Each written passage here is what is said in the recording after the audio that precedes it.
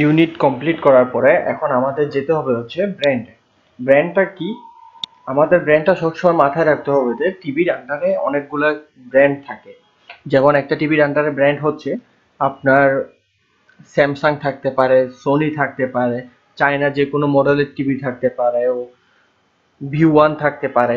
আপনার যে ব্র্যান্ডগুলো হবে টিভির আন্ডারে, সাপোজ আমরা সেই টিভির আন্ডারে কিংবা যে কোনো প্রোডাক্টের আন্ডারে যে ব্র্যান্ডটা, মানে একটা প্রোডাক্টের পরিচিতির জন্য একটা ব্র্যান্ড ব্যবহার করা হয়, সেই ব্র্যান্ডটা আমরা এখান থেকে ক্রিয়েট করে নিতে পারবো।